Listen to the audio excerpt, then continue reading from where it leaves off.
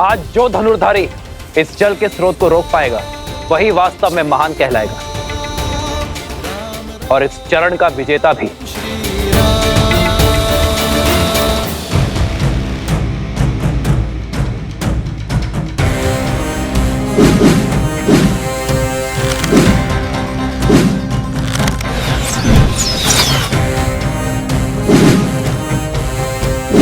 अरे वो रहे ऋषि कुमारों।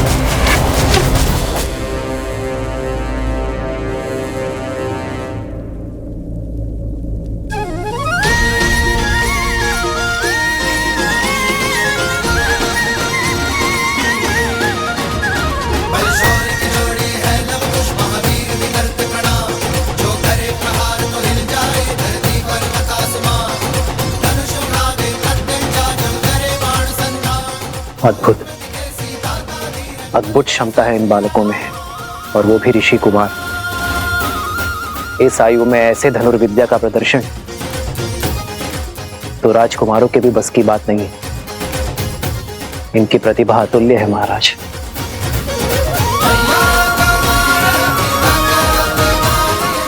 अरे रुको,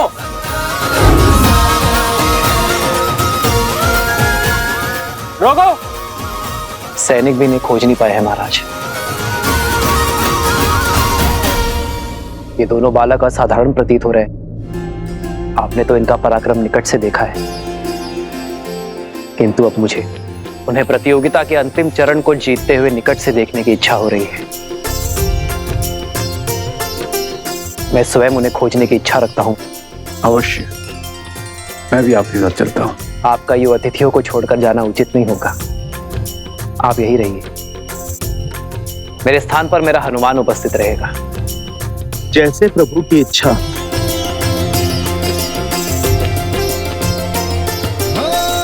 मंगल भवन मंगल हारी, द्रवहु सुदशरथ अजर बिहारी। सिया राम जय जय राम। श्री रामचंद्र कृपालु भजु मन हरण भव भय दारुणम। नव कंज लोचन कंज मुख कर कंज पद कंजारुणम। सिया राम सिया राम सिया राम सिया राम सिया राम सिया राम।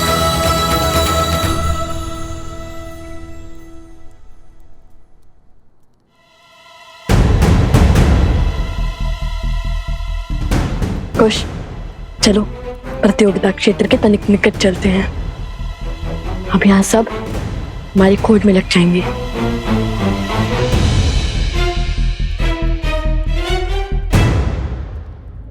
अद्भुत धनुर्विद्या का प्रमाण देते हुए हमारे गुप्त प्रतियोगी ने दूसरा चरण जीत लिया है, और इसी के साथ हम आ पहुंचे हैं इस स्पर्धा के आखिरी चरण में। अब देखना यह है कि इस अंतिम चरण में वो हमारे समक्ष आते हैं या नहीं। तो ध्यान से सुनो, इस चरण में महाराज जनक का अश्व, जिसे आसपास के सभी 12 राज्यों में सबसे तीव्र होने का गौरव प्राप्त है, उसे बिना क्षति पहुंचाए रोक पाएगा वो होगा प्रतिस्पर्धा का विजेता।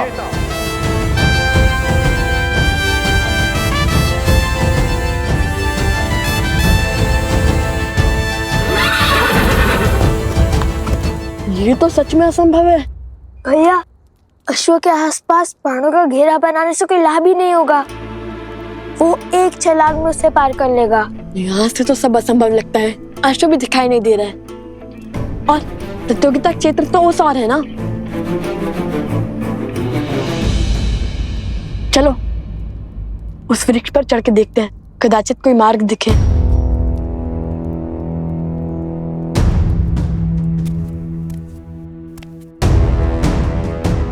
सैनिक आ रहे, धनुष छुपा।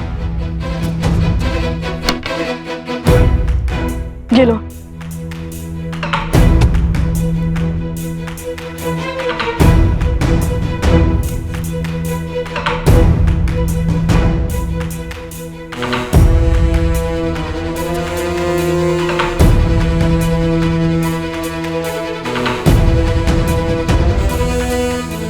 ये तो अयोध्या के सैनिक हैं। इतने सैनिक मिलकर उन दो बालकों को नहीं खोज पा रहे हैं। शीघ्र ही हमें उन दोनों को महाराज के समक्ष ससम्मान प्रस्तुत करना होगा।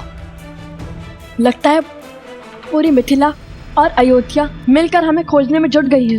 वो देखो, मिथिला के सैनिक जिन्हें हमने माटी में स्नान करवाया था।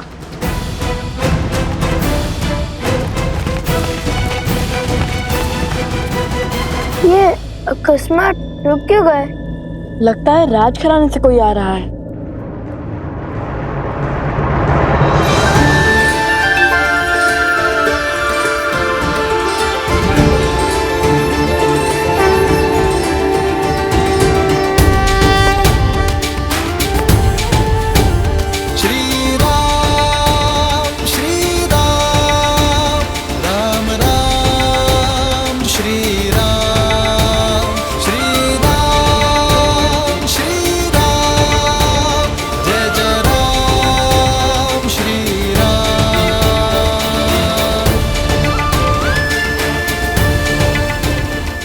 अंततः भक्त को भगवान के दर्शन मिल ही गए।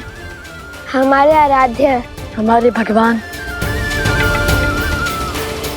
बिल्कुल वैसे ही जैसे सीता मैया ने विभीषण जी को बताया था। श्री रामचंद्र कृपालो भज मन हरन भव भय दारुणम। नवकंज लोचन कंज मुख कर पदकंजारुणम। कंदर्प अगणित अमित छवि नवनील नीरज सुंदरम। पटपीत मानहु तडित रुचि शुचि नौमि जनक सुतावरम।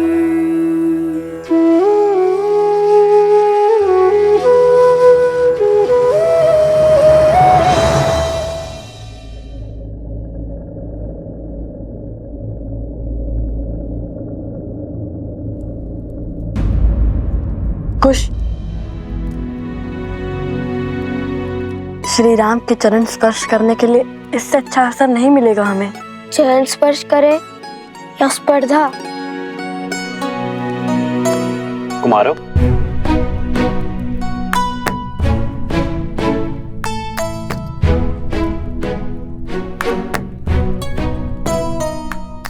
आभास होता है ये भार बहुत अधिक है। लाइए मैं सहायता कर देता हूँ। नहीं नहीं नहीं, हम स्वयं ले जाएंगे। प्रतिदिन का कार्य है भद्र। आप दोनों बड़े परिश्रमी प्रतीत होते हैं। हमारी माता ने सिखाया है कि अपना कार्य सदा स्वयं करना, किसी की सहायता न लेना। बड़ी अच्छी सीख दी है, किंतु मुझे आप दोनों की सहायता चाहिए कुमारों। क्या आपने हाथों में धनुष लिए दो ऋषि कुमारों को देखा है? केश भी लंबे हैं उनके। हाँ हाँ, उस ओर गए वो दोनों ऋषि कुमार।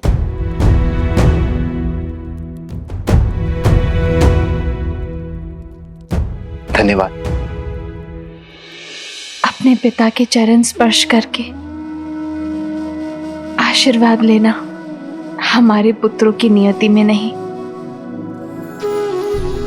किंतु ये पुष्प वो दोनों ही लेकर आए हैं आर्य। इसमें उनका स्पर्श है स्वीकार कीजिए।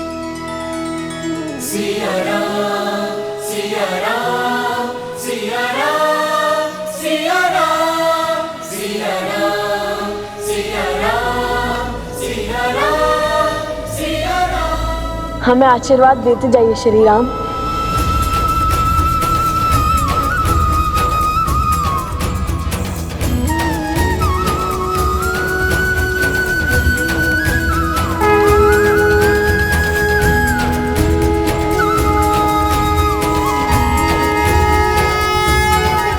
आदर्श और मर्यादा की है ये कथा महापावनम। काट मद श्री से मिला दे श्रीमद् रामायणम, श्रीमद् रामायणम, श्रीमद् रामायणम।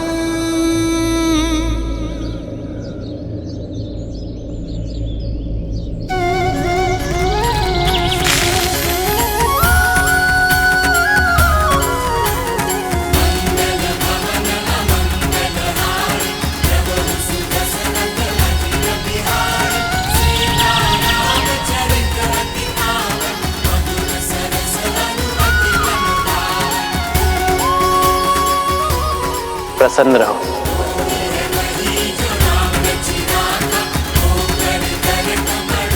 चिरंजीवी रहो, यशस्वी रहो।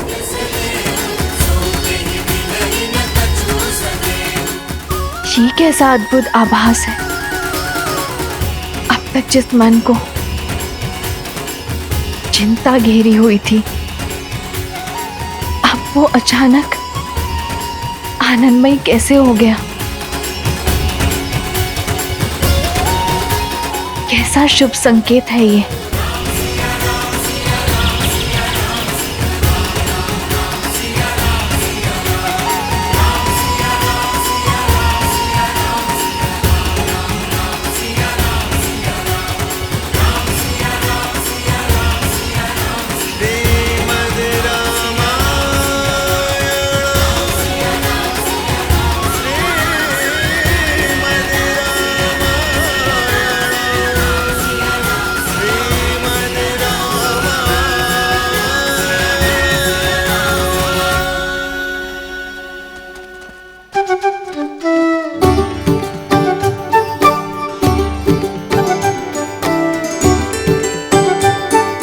बुरी बात, असत्य क्यों कहा तुमने?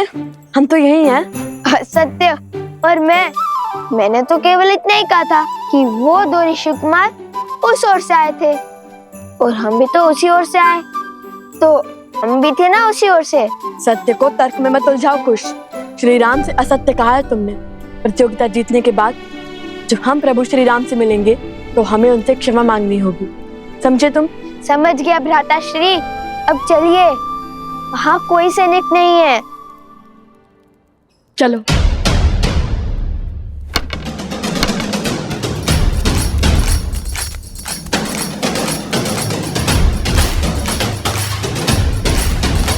भैया, अब तो अंतिम स्पर्धा बची है, उसके बाद छुपने छुपाने के खेल से मुक्ति मिल जाएगी।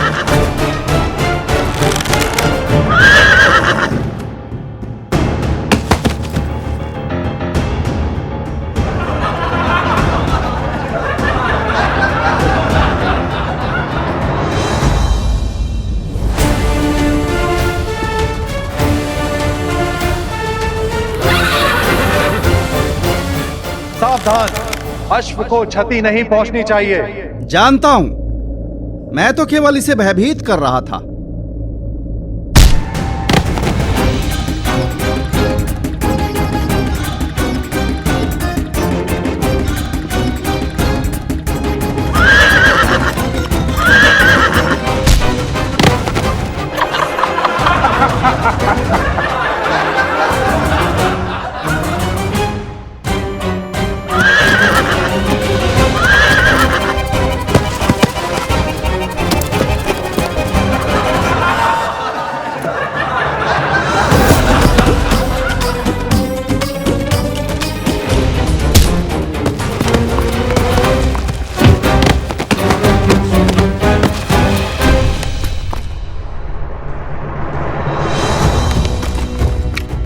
अश्व प्रतियोगिता के स्थल से बाहर निकल चुका है भैया। हमें उसे इसी नगर में रोकना होगा, अन्यथा न जाने कौन कौन से राज्य घुमा देगा ये हमें।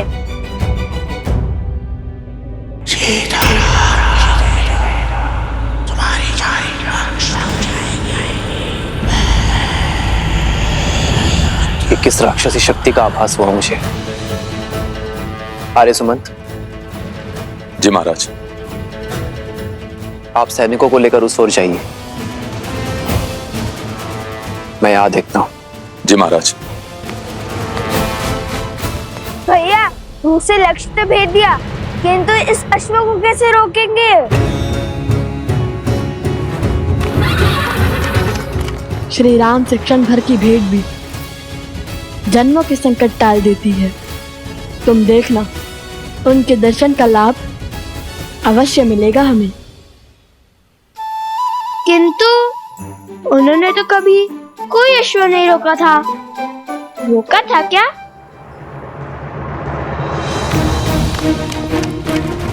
वो देखिए भैया, वो रहा। कुछ सोचिए भैया, कैसे रोके इस अश्व को? यदि हमें मार्ग नहीं दिख रहा तो हम उसके मार्ग का अवरोध बन जाएंगे। सज्जो कुछ फिर विचार कर लीजिए भैया, मुझे तो ये बड़ा क्रोधित लग रहा है। सोचो कुछ, श्री राम ने क्या कहा था? उन्होंने तो कहा था प्रसन्न रहो, संतुष्ट रहो और चिरंजीवी रहो। किंतु इस अश्व को पकड़ने में क्या संतुष्टि, क्या प्रसन्नता होगी भैया? प्राणी प्रसन्न और संतुष्ट कब होता है? मैं तो तब संतुष्ट रहता हूँ जब मेरा पेट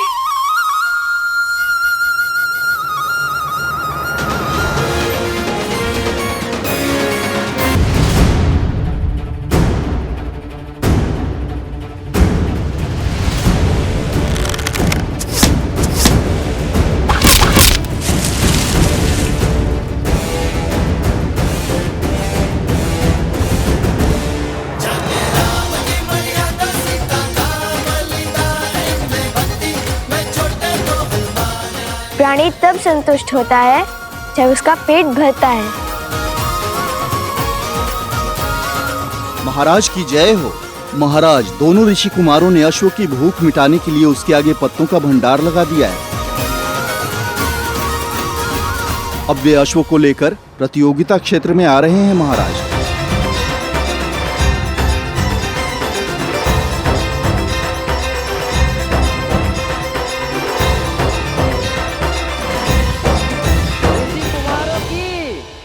ऋषि कुमारों की लगता है तुम्हारे मित्र स्पर्धा जीत गए हैं। समय आ गया है जब उस प्रतियोगिता क्षेत्र में उन्हें पुरस्कार मिल रहा होगा। तब पूरे नगर के समक्ष तुम्हें उन्हें जीवन का सबसे बड़ा आघात देना होगा। संसार को बताना होगा कि लवकुश सीता के पुत्र है। जो सत्य देवी सीता ने संसार से छुपाए, स्वयं भगवान वाल्मीकि भी जिसे उजागर नहीं करना चाहते, वो आप क्यों सबके सामने लाना चाहते हैं? क्या मिलेगा आपको माता सीता और लव कुश को दुख पहुंचाकर? जिज्ञासा, ये सत्य जब सामने आएगा तो संसार में विविध प्रकार के विचारों का जन्म होगा। कोई राम से इसलिए घृणा करेगा क्योंकि उसने अपनी गर्भवती पत्नी का त्याग किया। कोई सीता पर संदेह करेगा। मैं कुछ नहीं कहूंगा। चाहे तो आप मेरे सर के टुकड़े टुकड़े कर दे। लगता है मुझे अपनी मायावी शक्तियों से ही तुमसे अपनी बात मनवानी पड़ेगी।